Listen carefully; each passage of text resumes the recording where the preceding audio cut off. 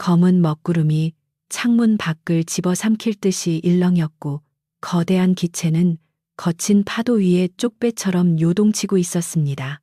승객들의 비명소리가 간헐적으로 터져나오는 가운데 사무장 한서윤은 흔들림 없는 자세로 통로 한가운데 서 있었습니다.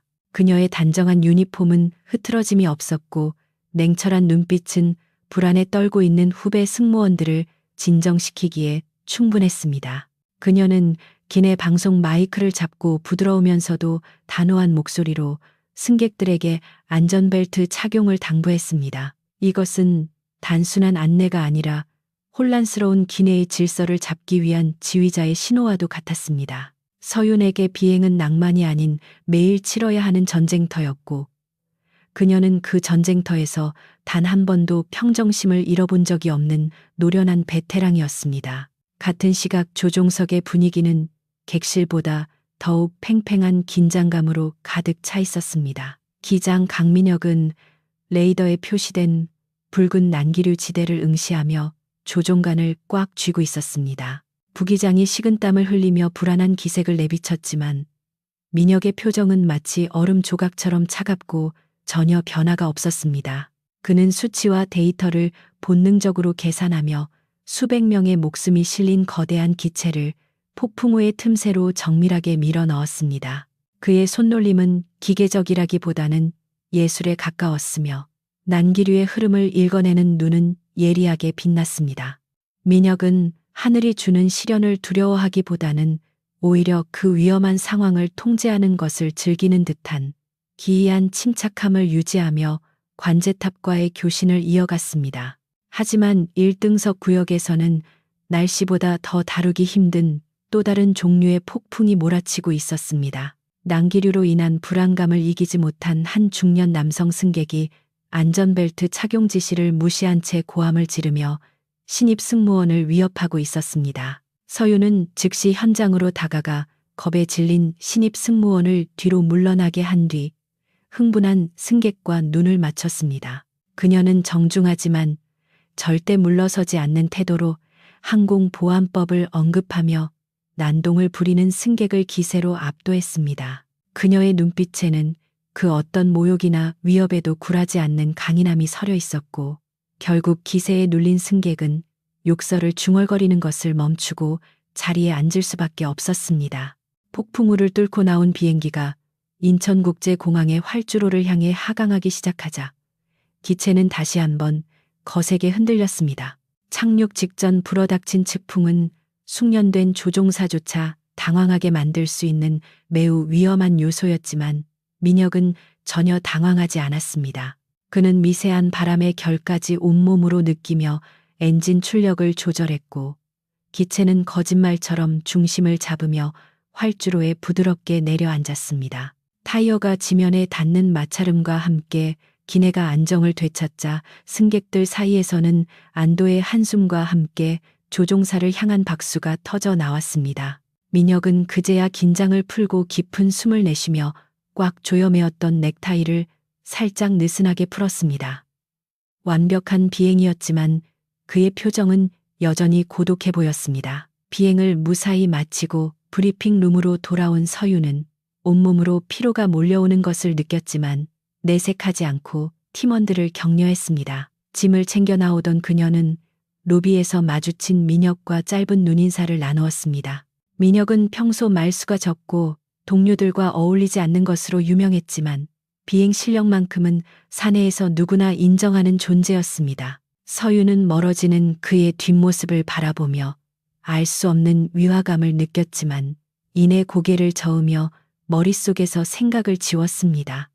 두 사람은 철저히 직업적인 관계였고 서로의 사생활에 대해서는 아는 것이 전혀 없었습니다. 공항의 수많은 소음 속에서 그들은 그저 스쳐 지나가는 수많은 타인들 중 하나일 뿐이었습니다. 공항 리무진 버스를 기다리던 서윤의 휴대전화가 요란하게 울리기 시작했습니다. 액정에 뜬 어머니라는 글자를 보자마자 그녀의 가슴은 무거운 돌덩이를 얹은 듯 답답해졌습니다. 전화를 받자마자 쏟아지는 어머니의 날카로운 잔소리는 예상대로 내일 있을 맞선에 대한 이야기였습니다. 아버지 회사의 부도 위기를 막기 위해서는 재벌가와의 혼담이 유일한 희망이라는 어머니의 절박한 목소리는 서윤을 숨막히게 했습니다. 그녀는 화려한 승무원의 삶 뒤에 감춰진 빚더미와 가족의 굴레 때문에 자신의 의지와는 상관없는 선택을 강요받고 있었습니다. 차가운 밤 공기가 뺨을 스쳤지만 그녀의 마음속 깊은 곳에 자리 잡은 한기는 사라지지 않았습니다. 한편 민혁은 직원들이 이용하는 주차장이 아닌 인적이 드문 VIP 전용 출구로 향했습니다. 그곳에는 최고급 검은색 세단이 대기하고 있었고 차문 옆에 서 있던 비서가 그를 향해 허리를 깊이 숙였습니다. 민혁은 익숙하게 유니폼 상의를 벗어 비서에게 건네고 미리 준비된 맞춤 정장 재킷을 걸쳐 입었습니다.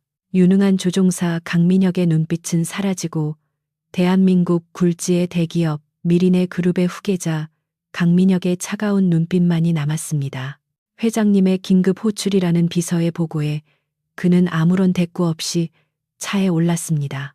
화려한 도시의 불빛 속으로 미끄러져 들어가는 차 안에서 그는 다가올 거대한 폭풍을 예감하고 있었습니다. 서울의 중심부에 우뚝 솟은 미린의 그룹 본사 건물의 꼭대기층은 도시의 야경을 한눈에 내려다볼 수 있는 권력의 정점이었습니다. 강민혁은 방금 전까지 입고 있던 제복 대신 짙은 네이비색의 맞춤 슈트를 입고 회의실의 상석에 앉아 있었습니다.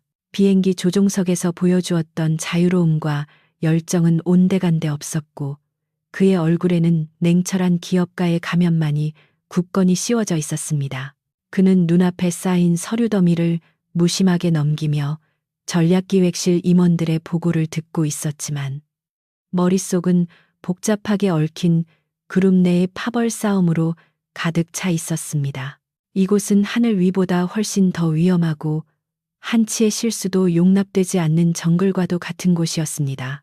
회의실 문이 거칠게 열리며 들어온 사람은 민혁의 숙부이자 그룹의 부회장인 강진철이었습니다. 그는 조카를 향해 비릿한 미소를 지으며 다가왔고 그 뒤를 따르는 수행원들은 민혁을 경계하는 눈빛을 보내고 있었습니다.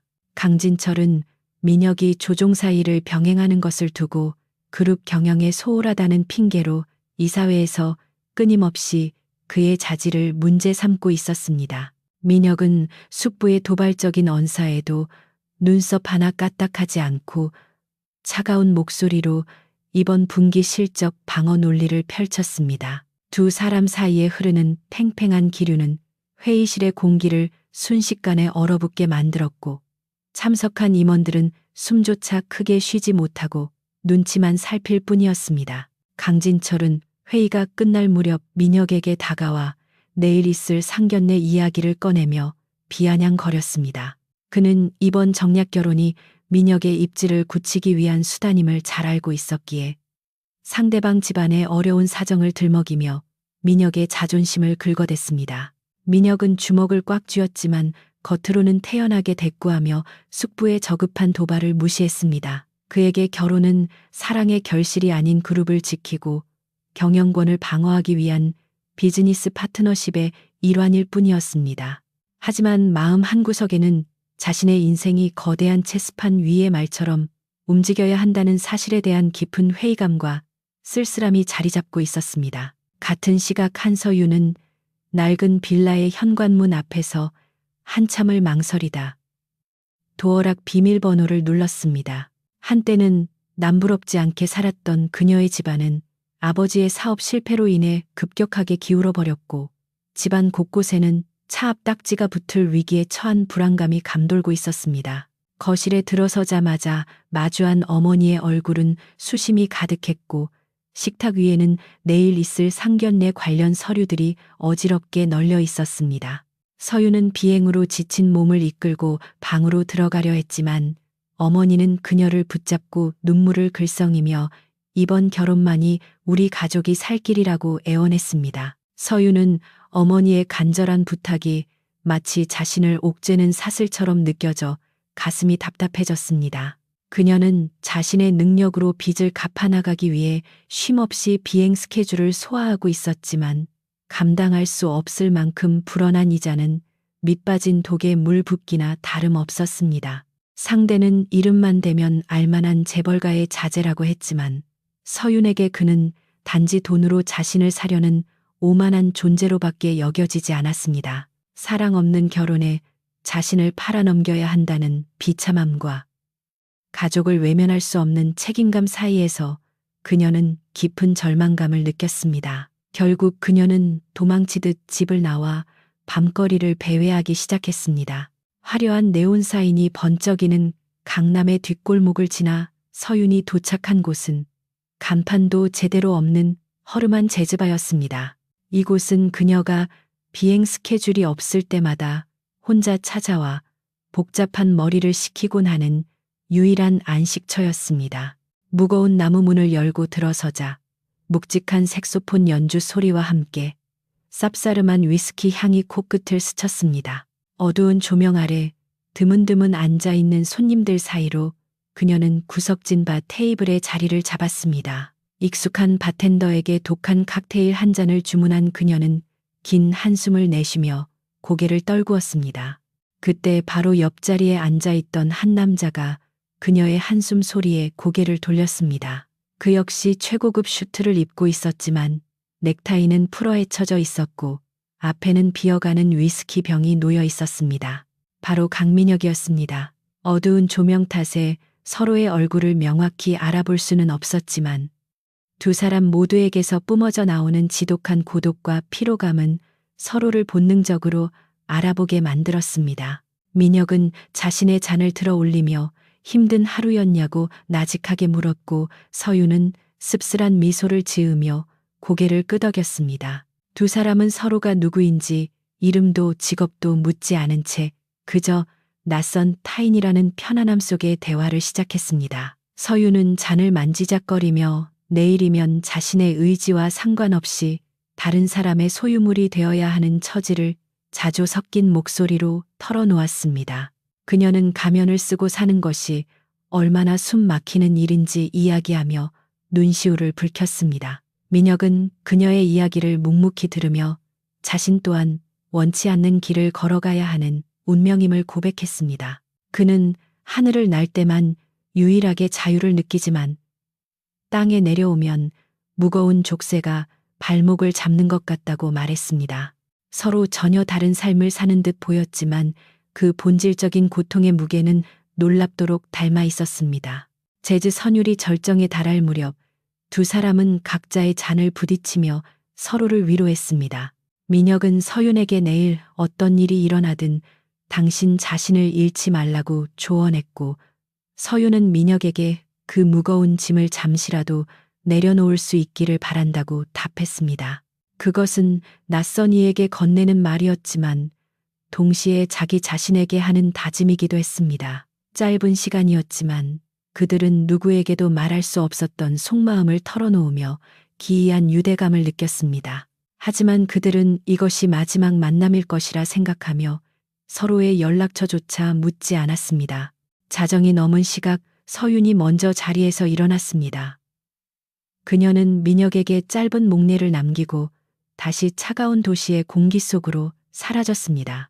민혁은 그녀가 떠난 빈자리를 잠시 응시하다 남은 술을 단숨에 들이켰습니다. 내일이면 두 사람 모두 각자의 전쟁터로 돌아가 가면을 써야 했습니다. 그들은 이 우연한 만남이 앞으로 다가올 거대한 운명의 소용돌이의 시작이라는 사실을 꿈에도 알지 못했습니다. 가게 밖으로 나온 두 사람은 서로 다른 방향으로 걸어갔지만 그들의 그림자는 길게 늘어져 잠시나마 하나의 점으로 겹쳐졌습니다.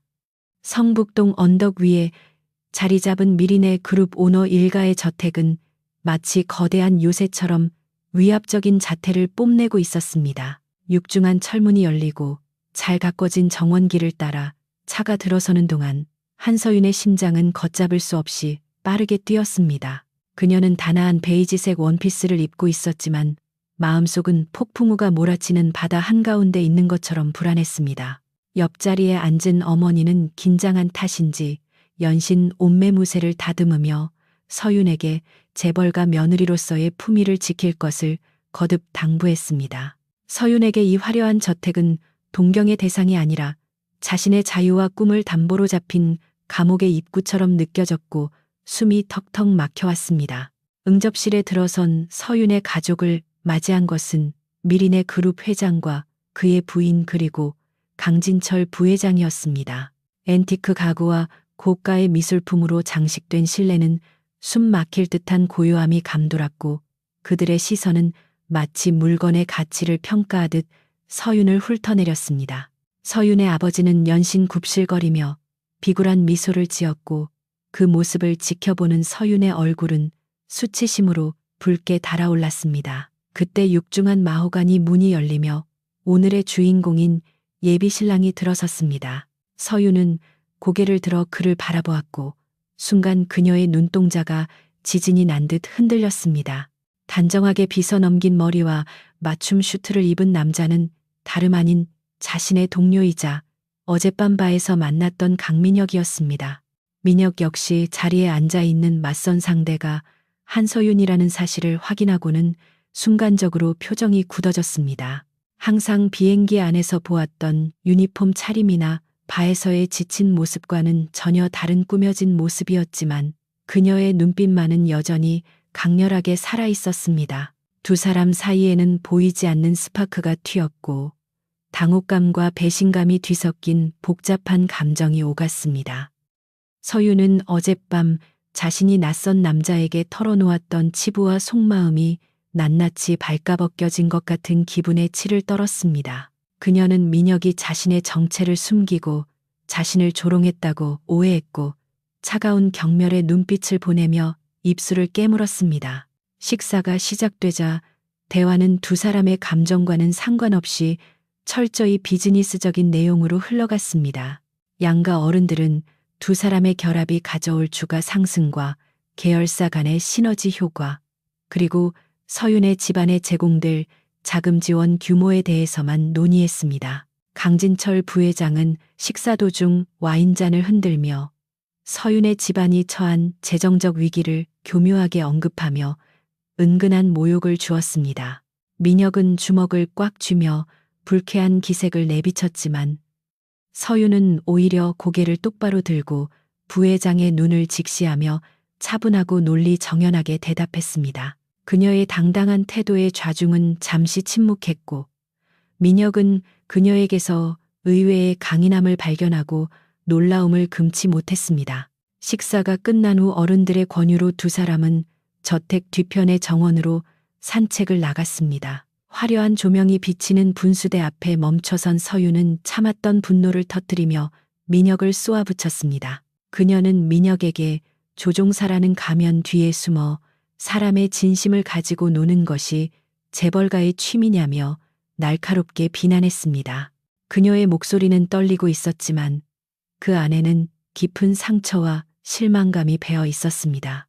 민혁은 그녀의 오해를 풀기 위해 다가섰지만 서윤은 뒷걸음질 치며 그와의 거리를 유지했습니다. 그녀에게 민혁은 이제 동료도 위로를 건네던 타인도 아닌 그저 경멸스러운 정략 결혼 상대일 뿐이었습니다. 민혁은 답답한 마음에 넥타이를 거칠게 풀어헤치며 자신 또한 이 상황을 전혀 몰랐다고 해명했습니다. 그는 자신이 그룹의 후계자라는 사실을 숨긴 것은 맞지만 어젯밤의 대화와 비행에 대한 열정만큼은 진심이었다고 호소했습니다.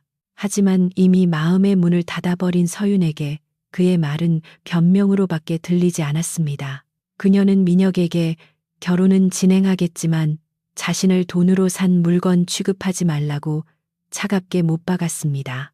그리고 쇼윈도 부부로서의 역할은 완벽하게 수행하겠지만 그 이상의 감정적 교류는 기대하지 말라고 선언하며 매몰차게 돌아섰습니다. 민혁은 멀어지는 그녀의 뒷모습을 바라보며 씁쓸한 표정을 감추지 못했습니다. 상견례가 끝나고 집으로 돌아가는 차 안에서 서윤은 차창 밖으로 스쳐 지나가는 서울의 야경을 멍하니 바라보았습니다. 어제까지만 해도 하늘을 날며 자유를 꿈꾸던 그녀의 날개가 꺾인 듯한 기분이었습니다. 같은 시각 민혁은 자신의 서재에 홀로 앉아 독주를 들이키며 깊은 고뇌에 빠져 있었습니다. 그는 서윤이 받았을 상처를 이해했지만 지금의 상황에서 그녀를 보호할 방법이 마땅치 않다는 사실에 무력감을 느꼈습니다. 두 사람은 각자의 공간에서 잠 못 이루는 밤을 보내며 앞으로 펼쳐질 가시밭길을 예감했습니다. 운명의 수레바퀴는 이미 굴러가기 시작했고 그들을 멈출 수 있는 것은 아무것도 없었습니다. 한편 강진철 부회장의 은밀한 사무실에서는 어두운 음모가 꾸며지고 있었습니다. 그는 비서에게 은밀한 지시를 내리며 내일 아침 신문 일면을 장식할 기사 내용을 검토하고 있었습니다. 그것은 민혁의 결혼을 축하하는 기사가 아니라 평범한 승무원이 재벌가 후계자를 유혹해 신분 상승을 노린다는 악의적인 스캔들 기사였습니다. 그는 민혁의 유일한 약점이 될 수 있는 이번 결혼을 이용하여 조카를 도덕적으로 매장시키고 경영권 승계 작업에 제동을 걸 계획이었습니다. 컴퓨터 화면 속에서 작성되고 있는 기사 제목은 붉은 글씨로 번뜩이며 다가올 파국을 예고하고 있었습니다. 다음 날 아침 출근 준비를 하던 서윤은 쏟아지는 문자 메시지와 부재중 전화의 불길함을 느꼈습니다. 떨리는 손으로 뉴스포털 사이트를 켠 그녀의 눈앞에는 자신의 이름과 사진이 모자이크 처리도 없이 대문짝만하게 실려 있었습니다. 탐욕스러운 현대판 신데렐라라는 자극적인 제목과 함께 그녀의 과거와 가족사까지 왜곡되어 퍼지고 있었습니다. 서윤은 휴대폰을 떨어뜨리며 주저앉았고 세상이 핑 도는 듯한 현기증을 느꼈습니다. 이것은 단순한 소문이 아니라 누군가가 그녀의 인생을 송두리째 파괴하기 위해 던진 날카로운 칼날이었습니다. 공항 대합실에 들어선 순간 한서윤은 수백 개의 날카로운 바늘이 온몸을 찌르는 듯한 고통을 느꼈습니다. 평소라면 반갑게 인사를 나누었을 동료들이 그녀를 보자마자 수군거리며 시선을 피하거나 경멸 섞인 눈빛을 보냈기 때문입니다. 인터넷을 뜨겁게 달군 악의적인 기사는 이미 사내 게시판과 메신저를 통해 일파만파로 퍼져나갔고 그녀는 하루아침에 신분 상승을 노리고 접근한 파렴치한 여자가 되어 있었습니다. 터지는 플래시 세례와 기자들의 무례한 질문 공세 속에서도 서윤은 입술을 굳게 다물고 정면만을 응시하며 걸음을 옮겼지만 그녀의 손끝은 걷잡을 수 없이 떨리고 있었습니다. 그것은 그녀가 지난 수년간 피땀 흘려 쌓아올린 명예와 자부심이 무참히 짓밟히는 소리 없는 비명이었습니다. 객실 승무원 팀장실로 호출된 서윤은 징계위원회가 열리기도 전에 비행 스케줄에서 제외되었다는 통보를 받았습니다. 팀장은 회사의 이미지를 실추시켰다는 이유를 들며 당분간 자숙할 것을 종용했지만 그것은 사실상 해고 수순이나 다름없었습니다. 서윤은 이것이 명백한 부당 대우라며 항변하려 했지만 팀장은 위선에서 내려온 지시라며 그녀의 말을 가차없이 잘랐습니다. 억울함과 분노로 눈물이 차올랐지만 그녀는 끝까지 눈물을 보이지 않으려 애쓰며 주먹을 꽉 쥐었습니다. 그녀가 가장 사랑했던 하늘 길이 억울한 누명으로 인해 막혀버린 현실 앞에서 그녀는 철저히 무력한 개인이었습니다. 그때 사무실 문이 부서질 듯 열리며 강민혁이 들어왔습니다. 그는 평소 입던 파일럿 유니폼이 아닌 미린의 그룹 임원 배지가 달린 고급 정장을 입고 있었고 그의 등장만으로 사무실의 공기는 순식간에 무겁게 가라앉았습니다. 팀장이 당황하며 자리에서 일어났지만 민혁은 그에게 눈길조차 주지 않은 채 곧장 서윤에게 다가갔습니다. 그는 떨고 있는 서윤의 어깨를 감싸 안으며 좌중을 향해 차갑게 일갈했습니다. 지금 이 시간부로 한서윤 사무장에 대한 모든 부당한 처우와 근거 없는 낭설 유포자는 그룹 법무팀을 통해 강력하게 대응하겠다는 그의 선언은 사무실을 충격의 도가니로 몰아넣었습니다. 민혁의 행동은 단순한 동료애를 넘어선 것이었으며 자신이 미린의 그룹의 후계자임을 만천하에 공표하는 행위였습니다. 직원들은 그동안 소문으로만 돌던 강 기장의 정체가 사실이었음을 깨닫고 경악을 금치 못했습니다. 민혁은 멍하니 서 있는 서윤의 손을 잡고 당당하게 사무실을 빠져나왔습니다. 복도를 걷는 내내 사람들의 시선이 그들에게 꽂혔지만 민혁은 아랑곳하지 않고 그녀를 자신의 전용 승용차에 태웠습니다. 차 문이 닫히고 외부의 소음이 차단되자 그제야 민혁의 표정에서 냉기가 사라지고 깊은 피로감과 미안함이 배어나왔습니다. 민혁은 운전석에 앉아 한동안 말이 없다가 무겁게 입을 열어 서윤에게 진심 어린 사과를 건넸습니다. 그는 이번 사태가 자신의 숙부인 강진철 부회장이 자신을 공격하기 위해 서윤을 희생양으로 삼은 비열한 지심을 털어놓았습니다. 서윤은 민혁의 고백을 들으며 그동안 그가 짊어지고 있었던 왕관의 무게가 얼마나 무거운 것이었는지를 실감했습니다. 모든 것을 가진 것처럼 보였던 재벌 후계자가 사실은 가족이라는 이름의 적들에게 둘러싸여 고독한 싸움을 벌이고 있었다는 사실은 서윤의 마음속에 있던 오해의 벽을 허물기 시작했습니다. 서윤은 창밖을 응시하며 자신이 겪은 수모보다 민혁이 겪고 있을 배신감이 더 클지도 모른다는 생각을 했습니다. 그녀는 민혁을 향해 고개를 돌리며 더 이상 도망치거나 숨지 않겠다고 단호하게 말했습니다. 누명을 쓰고 물러나는 것은 자신의 자존심이 허락하지 않으며 무엇보다 비겁한 방법으로 타인을 해치려는 사람들에게 지고 싶지 않다는 의지를 내비쳤습니다. 민혁은 서윤의 눈에서 꺼지지 않은 불꽃을 발견하고 놀라움과 동시에 가슴 깊은 곳에서 뜨거운 전율을 느꼈습니다. 그녀는 자신이 지켜줘야 할 연약한 존재가 아니라 함께 전장에 나갈 수 있는 든든한 파트너였습니다. 두 사람은 차 안에서 앞으로의 대응 방안을 논의하며 처음으로 진정한 의미의 동맹을 맺었습니다.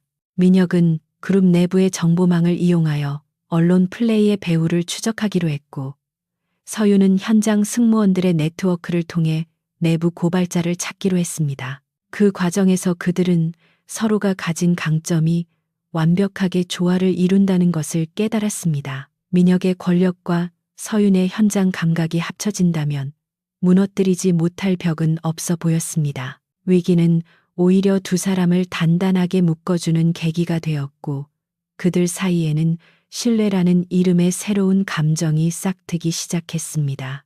어느새 해가 저물고 도시에는 어둠이 내려앉았지만 차 안은 두 사람의 열기로 뜨거웠습니다. 민혁은 서윤을 집 앞까지 데려다주며 그녀에게 절대로 혼자라고 생각하지 말라고 당부했습니다. 서윤 역시 민혁에게 부디 무너지지 말고 버텨달라고 응원했습니다. 차에서 내린 서윤은 멀어지는 민혁의 차를 바라보며 처음으로 그와의 결혼이 단순한 비즈니스가 아닌 운명적인 동행이 될 수도 있겠다는 예감을 했습니다. 폭풍우가 몰아치는 하늘에서 비행기가 균형을 잡듯 그들은 이제 거친 세상 속에서 서로의 중심을 잡아주는 존재가 되어가고 있었습니다. 미린의 그룹의 대회의실은 숨 막히는 긴장감으로 가득 차 있었고 이사회 임원들의 날선 공격은 멈출 줄을 몰랐습니다. 강진철 부회장의 사주를 받은 이사들은 강민혁이 조종사 업무와 경영을 병행하는 것이 그룹의 리스크라고 주장하며 그의 대표이사 선임을 강력하게 반대했습니다. 민혁은 자신을 향해 쏟아지는 비난의 화살을 피하지 않고 냉철한 논리로 맞받아쳤으며 신규 항공기 도입 사업의 성공이 그룹의 미래임을 역설했습니다. 그는 자신의 경영 능력을 증명하기 위해 며칠 뒤 있을 신기종 시범 비행을 직접 지휘하겠다고 선언하며 배수진을 쳤습니다. 좌중을 압도하는 그의 카리스마의 회의장은 일순간 정적에 휩싸였지만 강진철의 입가에는 비릿한 미소가 번지고 있었습니다. 같은 시각 인천공항의 경납고 깊숙한 곳에서는 아무도 모르게 은밀하고 치명적인 작업이 진행되고 있었습니다. 강진철의 신복인 정비팀장은 모두가 퇴근한 틈을 타 신기종 항공기의 핵심 제어 장치에 접근했습니다. 그는 시스템 오류를 유발할 수 있는 악성 코드를 심어놓고 물리적인 유압 밸브를 미세하게 조작하여 비행 중 특정 고도에 도달했을 때 기체 결함이 발생하도록 세팅했습니다. 이것은 단순한 고장을 넘어 조종사의 통제 불능 상태를 유도하여 치명적인 사고를 일으키려는 살인 계획이나 다름없었습니다. 강진철은 조카를 제거하고 그룹을 손에 넣기 위해서라면 승객들의 목숨까지도 담보로 잡을 준비가 되어 있는 괴물이었습니다. 정직 처분을 받고 회사에서 물러나 있던 한서윤은 가만히 앉아서 당하고만 있을 성격이 아니었습니다. 그녀는 자신을 따르던 후배 승무원들과 정비팀 지인들을 통해 공항 내부의 동향을 살피던 중 이상한 낌새를 눈치챘습니다. 평소 완벽주의자로 소문난 베테랑 정비사들이 이번 시범 비행 점검에서 배제되고 외부에서 파견된 인력들이 그 자리를 채웠다는 소문이 돌고 있었습니다. 서윤의 오랜 비행 경험과 직감은 이것이 단순한 인사이동이 아니라 누군가의 의도적인 개입이 있음을 경고하고 있었습니다. 그녀는 보안구역 출입증이 정지된 상태였지만 청소 용역 직원으로 위장하여 정비 경납고 사무실로 잠입하는 대담함을 감행했습니다. 어둠이 짙게 깔린 사무실에서 서윤은 손전등 불빛에 의지해 정비 일지를 샅샅이 뒤지기 시작했습니다. 수많은 서류 더미 속에서 그녀의 눈길을 사로잡은 것은 비행 제어 시스템 점검표에 찍힌 담당자의 서명이었습니다. 그것은 며칠 전 퇴사한 것으로 처리된 직원의 서명이었고 점검 시간 또한 CCTV 기록과 일치하지 않는 명백한 조작의 흔적이었습니다. 서윤은 떨리는 손으로 증거 자료들을 사진으로 남기며 이 거대한 음모의 실체에 접근했습니다. 그녀는 자신이 발견한 이 작은 단서가 수많은 사람의 생명을 구할 수도 있다는 생각에 등골이 서늘해지는 것을 느꼈습니다. 그때 복도에서 누군가의 발소리가 들려오기 시작했고 서윤은 숨을 죽이며 책상 아래로 몸을 숨겼습니다. 경비원의 순찰이 지나간 후 가까스로 경납고를 빠져나온 서윤은 즉시 민혁에게 전화를 걸어 자신이 발견한 사실을 알렸습니다. 주주총회를 마치고 지친 몸을 이끌고 나오던 민혁은 서윤의 다급한 목소리에 피로가 싹 달아나는 것을 느꼈습니다. 정비기록 조작과 핵심 부품에 대한 의도적인 훼손 가능성은 그가 예상했던 것보다 훨씬 더 악랄하고 직접적인 공격이었습니다. 민혁은 당장이라도 비행을 취소하고 정밀 조사를 지시하고 싶었지만 그랬다가는 시범 비행 실패로 인한 주가 폭락과 경영권 방어 실패라는 강진철의 또 다른 덫에 걸려들 것이 뻔했습니다. 그는 진퇴양난의 상황 속에서 위험한 도박을 선택하기로 결심했습니다. 민혁은 서윤에게 자신이 직접 조종관을 잡고 이 문제를 정면으로 돌파하겠다고 말했습니다. 그는 비행 중에 발생할 수 있는 모든 시나리오를 미리 시뮬레이션하고 대비한다면 승산이 있다고 판단했습니다. 하지만 서윤은 그를 혼자 위험한 하늘로 보낼 수 없다며 자신 또한 그 비행에 탑승하겠다고 고집을 피웠습니다. 객실에서의 돌발 상황을 통제하고 조종석과 긴밀하게 소통할 수 있는 베테랑 사무장이 필요하다는 그녀의 논리는 민혁조차 반박할 수 없을 만큼 타당했습니다. 결국 민혁은 무거운 마음으로 그녀의 탑승을 허락했고 두 사람은 생사를 건 비행을 함께하기로 약속했습니다. 비행 당일 새벽 활주로에는 짙은 안개가 자욱하게 깔려 있었고 거대한 신기종 항공기는 마치 사냥감을 노리는 맹수처럼 웅크리고 있었습니다. 민혁과 서윤은 남들의 눈을 피해 브리핑룸에서 마지막 점검 회의를 가졌습니다. 그들은 서로의 눈을 깊이 응시하며 말로는 다할 수 없는 신뢰와 애틋함을 확인했습니다. 이제 곧 그들은 지상의 더러운 음모가 도사리는 하늘 위로 올라가야만 했고 그곳에서 살아남아야만 진실을 밝힐 수 있었습니다. 엔진의 굉음이 시작됨과 동시에 운명의 시간은 카운트다운에 들어갔고 두 사람은 각자의 위치로 향하며 결의를 다졌습니다. 화려한 플래시 세례를 받으며 이륙한 신형 항공기는 순조롭게 고도를 높이며 구름 위로 솟구쳐 올랐습니다. 기내에는 항공 관계자들과 기자들 그리고 주요 주주들이 탑승하여 샴페인을 기울이며 미린의 그룹의 새로운 도약을 축하하고 있었습니다. 하지만 조종석에 앉은 강민혁의 표정은 그 어느 때보다 날카롭게 굳어 있었고 그의 눈동자는 계기판의 미세한 바늘 움직임 하나하나를 쫓고 있었습니다. 그는 며칠 전 한서윤이 가져온 정비기록 조작 증거를 떠올리며 언제 터질지 모르는 시한폭탄을 안고 비행하는 듯한 압박감을 느끼고 있었습니다. 부기장은 순항고도에 진입했다며 안도했지만 민혁은 조종관을 잡은 손에 더욱 힘을 주며 긴장의 끈을 놓지 않았습니다.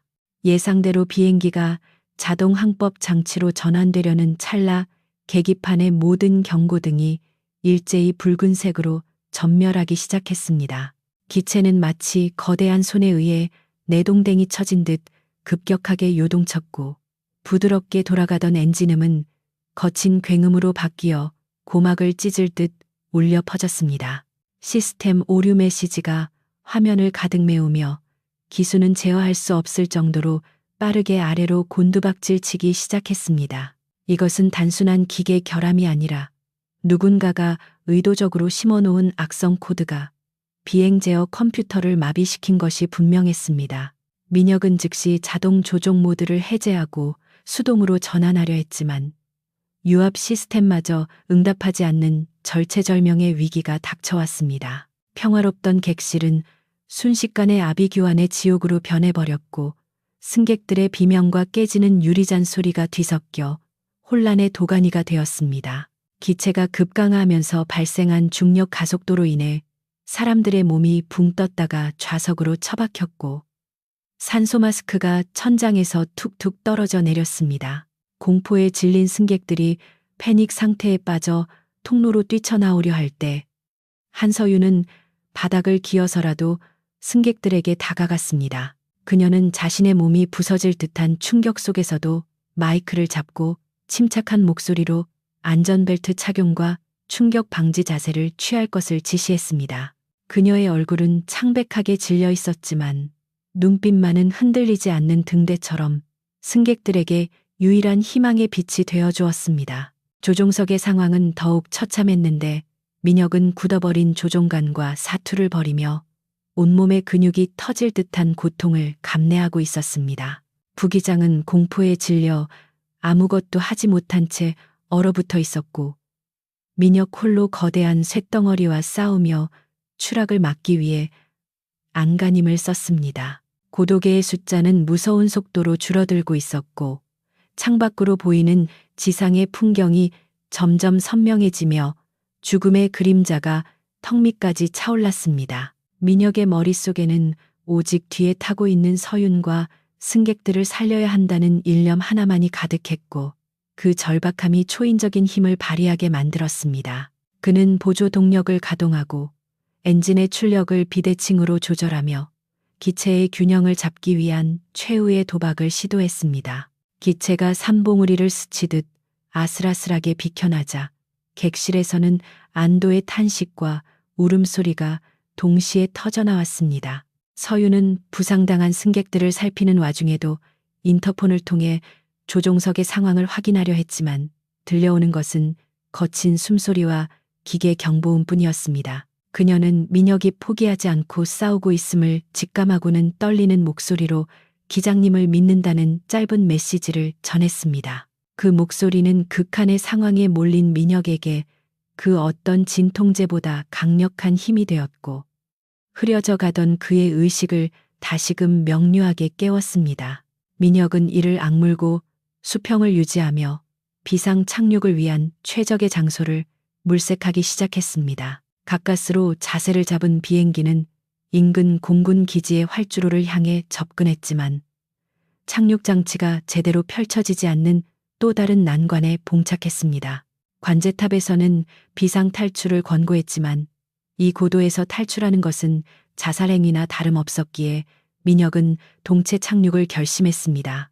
그는 기내 방송을 통해 곧 비상 착륙을 시도할 것이니 모두 충격에 대비하라고 알렸고 목소리 끝에는 비장함이 서려 있었습니다. 서윤은 승객들을 최대한 안전한 자세로 유도한 뒤 자신도 승무원 좌석에 앉아 눈을 감고 민혁의 이름을 마음속으로 되뇌었습니다.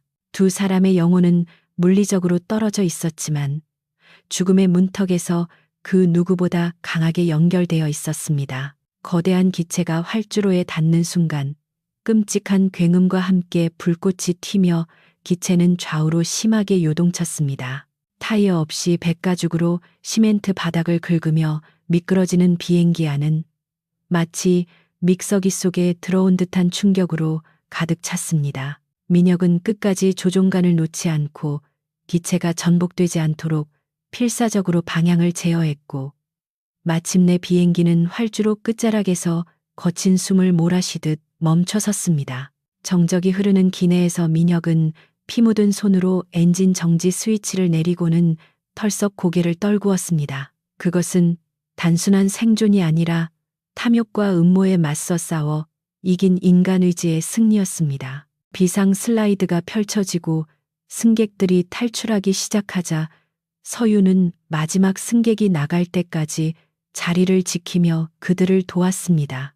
연기가 피어오르는 기체 밖으로 나온 서윤은 활주로 저편에서 비틀거리며 걸어오는 민혁을 발견하고는 다리에 힘이 풀려 주저앉았습니다. 민혁은 구급대원들의 만류를 뿌리치고 서윤에게 다가와 그녀를 부서질 듯 끌어안았습니다. 그 으름과 상처로 뒤범벅이 된 두 사람은 아무 말 없이 서로의 심장 소리를 느끼며 뜨거운 눈물을 흘렸습니다.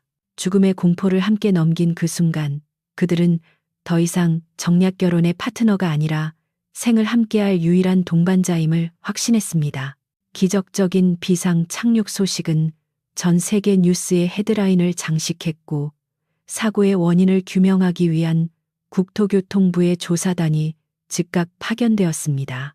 현장에서 수거된 블랙박스와 한서윤이 목숨을 걸고 확보했던 정비 기록 조작 증거들은 퍼즐 조각처럼 맞춰지며 충격적인 진실을 가리키고 있었습니다. 비행 제어 시스템에 심어진 악성 코드와 물리적인 파손 흔적은 단순한 기체 결함이 아니라 치밀하게 계획된 인위적인 테러임이 명백하게 드러났습니다. 언론은 승객 전원을 구한 강민혁 기장의 영웅적인 활약과 침착하게 승객들을 통솔한 한서윤 사무장의 헌신을 대서특필했고, 두 사람을 비난하던 여론은 순식간에 찬사와 존경으로 뒤바뀌었습니다. 모든 증거가 강진철 부회장을 지목하자 검찰은 전광석화처럼 미린의 그룹 본사를 압수수색했습니다. 회장실에서 자신의 안위를 도모하며 사태를 관망하던 강진철은 들이닥친 수사관들에게 끌려나가며 억울함을 호소했지만 그의 손목에는 차가운 수갑이 채워졌습니다. 그는 조카를 제거하고 경영권을 독차지하려 했으나 자신의 탐욕이 파놓은 함정에 스스로 빠져 파멸을 맞이하게 되었습니다. 민혁은 뉴스 화면을 통해 숙부의 몰락을 지켜보며 씁쓸함을 감추지 못했지만 이것은 썩은 환부를 도려내고 그룹을 정상화하기 위해 반드시 거쳐야 할 과정임을 뼈저리게 느꼈습니다. 사건이 마무리되고 그룹의 경영권은 자연스럽게 강민혁에게로 넘어갔습니다.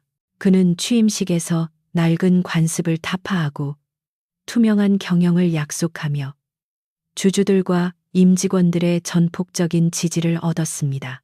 하지만 그는 경영 일선에만 머무르지 않고 정기적으로 조종간을 잡으며 현장의 감각을 잃지 않겠다고 선언했습니다. 서윤 또한 억울한 누명을 벗고 회사로 복귀하여 신입 승무원 교육을 총괄하는 본부장으로 파격 승진했습니다. 그녀는 더 이상 돈을 노리고 재벌가에 접근한 신데렐라가 아니라 그룹의 후계자와 생사를 함께하며 위기를 극복한 강인한 여성이자 진정한 파트너로 인정받게 되었습니다. 계절이 바뀌고 따스한 봄바람이 불어올 무렵 두 사람은 처음 만났던 그 허름한 재즈바에서 다시 마주 앉았습니다. 이제는 서로를 향한 경계심이나 오해는 눈 녹듯 사라지고 그 자리에는 깊은 신뢰와 사랑만이 남아 있었습니다. 민혁은 품에서 작은 반지 상자를 꺼내 서윤에게 건네며 정략 결혼이라는 껍데기가 아닌 진짜 사랑을 시작하고 싶다고 고백했습니다. 그는 하늘에서나 땅에서나 자신의 유일한 부기장이 되어달라고 말했고, 서윤은 눈물 고인 눈으로 환하게 웃으며 고개를 끄덕였습니다. 두 사람의 잔이 부딪히는 청아한 소리는 새로운 인생의 서막을 알리는 종소리와도 같았습니다. 얼마 후 미린의 그룹 소유의 야외 정원에서 두 사람의 결혼식이 열렸습니다. 정략적인 이해관계를 위한 쇼윈도 행사가 아니라 진심으로 축하해주는 하객들만이 초대된 소박하지만 아름다운 예식이었습니다. 서유는 눈부신 웨딩드레스를 입고 아버지의 손을 잡고 입장했고, 민혁은 단상 아래까지 내려와 그녀를 맞이했습니다. 두 사람이 맞잡은 손은 그 어느 때보다 단단했고, 서로를 바라보는 눈빛에서는 꿀이 떨어질 듯한 달콤함이 흘러 넘쳤습니다. 주례사가 이어지는 동안 그들은 지난날 겪었던 폭풍우와 시련들을 떠올리며 지금 이 순간의 평화가 얼마나 소중한 것인지 가슴 깊이 새겼습니다. 결혼식이 끝나고 신혼여행을 떠나는 비행기 안에서 민혁은 기장이 아닌 승객으로서 서윤의 옆자리에 앉았습니다. 창밖으로 펼쳐진 푸른 하늘은 그들이 목숨을 걸고 지켜냈던 공간이자 사랑을 확인했던 무대였습니다. 서윤은 민혁의 어깨에 머리를 기대며 창밖의 구름을 바라보았고, 민혁은 그녀의 손을 꼭 잡고 놓지 않았습니다. 비록 앞으로의 인생에도 예상치 못한 난기류와 폭풍우가 닥쳐올 수 있겠지만 두 사람은 두려워하지 않을 것입니다. 그들에게는 서로라는 가장 든든한 날개와 나침반이 있기에 어떤 시련도 함께 뚫고 나갈 수 있다는 확신이 있었기 때문입니다. 비행기는 황금빛 노을 속으로 유유히 날아갔고 두 사람의 사랑은 저 높은 하늘처럼 끝없이 펼쳐질 것입니다. 운명이라는 이름의 거센 바람은 그들을 벼랑 끝으로 몰아넣었지만 결국 그 바람을 타고 그들은 더 높이 비상할 수 있었습니다. 조종사 재벌과 승무원의 사랑 이야기는 사람들의 입을 통해 전설처럼 전해졌고, 미린의 그룹의 항공기는 오늘도 사랑과 꿈을 싣고 전 세계의 하늘을 누비고 있습니다. 그들의 비행은 이제 막 시작되었으며 그 항로의 끝에는 영원한 행복이라는 목적지가 기다리고 있을 것입니다. 하늘이 맺어준 인연은 그렇게 땅 위에서 아름다운 꽃을 피우며 완벽한 결말을 맺었습니다.